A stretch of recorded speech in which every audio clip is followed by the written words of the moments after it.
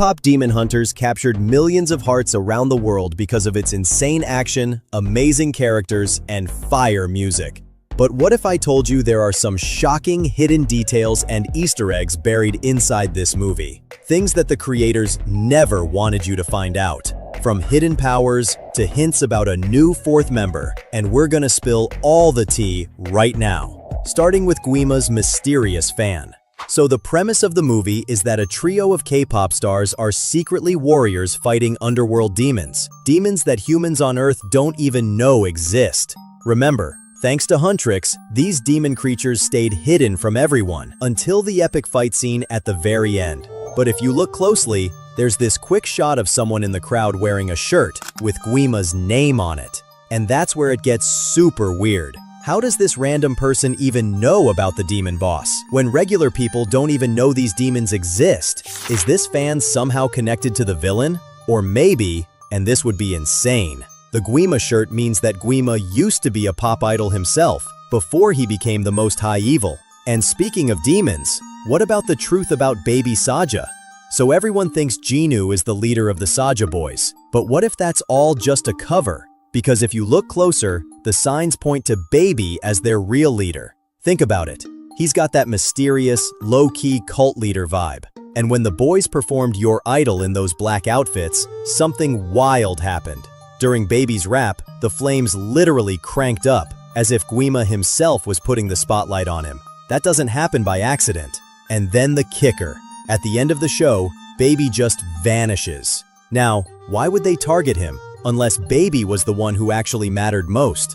Throw in his standout styling and the way his rap parts always steal the stage, and the picture becomes clear. Jinu might be the face, but Baby is the power behind the scenes. And here's something almost nobody caught. Huntrix's dance moves have a hidden secret. Look closer, and you'll see they're not just dancing. Those flowing arm gestures, the spinning footwork, the soft steps, they're lifted straight out of traditional Korean shamanic ritual dances. These movements are designed to connect with spirits and ward off demons.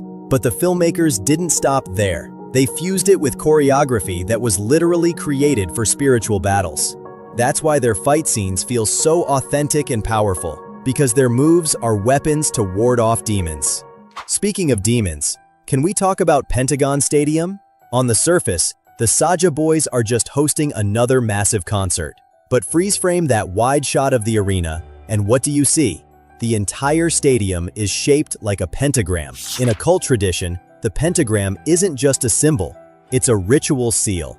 It's used to summon forces from other realms. So here's the twist. While the fans thought they were clapping along to another flashy performance, they were actually part of a full-blown demonic ritual. And this wasn't just a one-off either. The Saja boys' own logo, that stylized lion, hides the exact same pentagram shape at its base. That means every t-shirt, every banner, every poster is another demon symbol. Guima and the Saja boys built a whole idol empire that's actually just a demon cult in disguise. And speaking of disguises, one of the creepiest details fans picked up on is Mystery's fang earring. Back in the underworld, Mystery's demon form had these massive razor-sharp fangs, but the second he transformed into idol form, they vanished. So why show up on stage with a single fang dangling from his ear?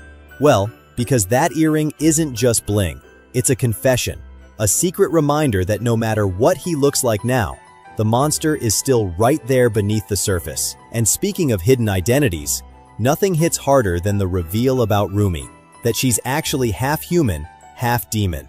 The moment Guima discovers her secret, he weaponizes it, drags it out into the open, humiliating her in front of the world. Now, this isn't just a plot twist, it's a powerful metaphor. Rumi's shame mirrors the secrets so many people hide in real life, like their true sexuality, the parts of our identity we're scared the world won't accept. You see it in the little things, the clothes she won't wear, the way she changes alone in the dressing room. That's not just character detail, that's the invisible prison of hiding who you are. And herein lies the movie's biggest hidden message. The more you hide, the easier it is for bullies to use it against you. So step out of the shadows and own your true self. Now here's one of the craziest secrets of all. A Netflix insider recently revealed that the first movie was never meant to stand alone. Instead, it was designed as a setup for a 4-member Blackpink-style girl group, and the evidence has actually been staring us in the face the entire time. Look at the girls' colors. Sure, gold runs through all their outfits, but each Huntrix member has her own signature shade: Rumi in white, Zoe in azure turquoise, and Mira in black. But here's the thing, these are not random design choices. You see, in Korean mythology, there are 4 divine creatures, also known as the 4 symbolic beasts.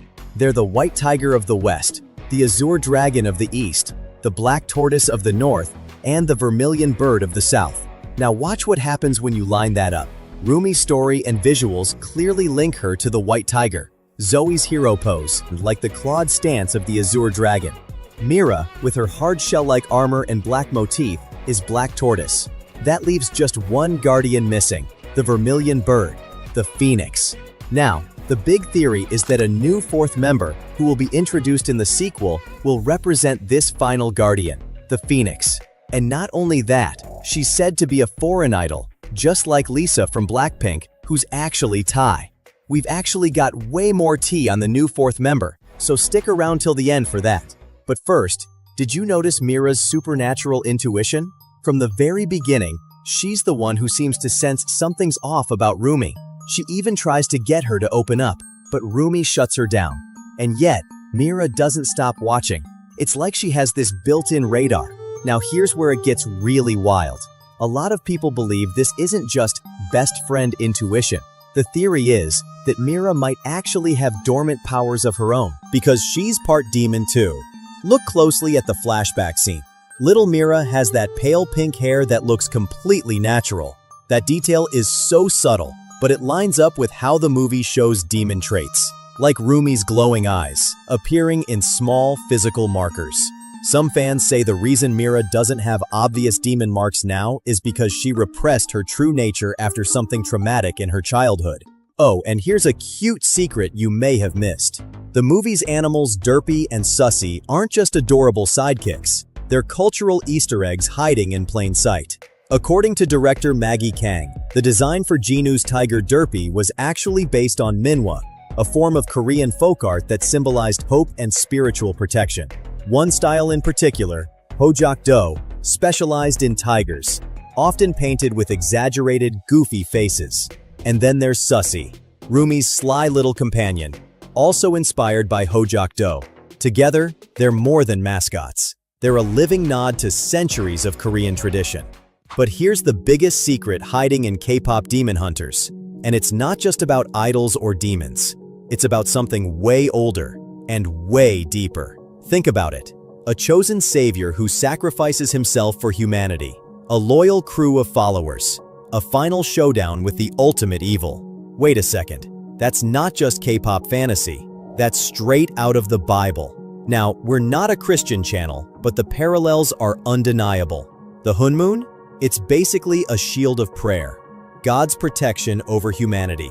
Huntrix? They're the church, holding the line against the darkness. Guima? He's Satan. And then there's Jinu. And this is where it gets wild. Just like Adam and Eve, Jinu falls to temptation, and his mistake dooms everyone. But in the end, he redeems himself the same way Jesus did, through sacrifice. In the final battle, Jinu literally gives his soul so Rumi can live. He dies so she can carry on the fight. Think about that. Jinu gave his life to Rumi, just like Jesus gave his life to humanity.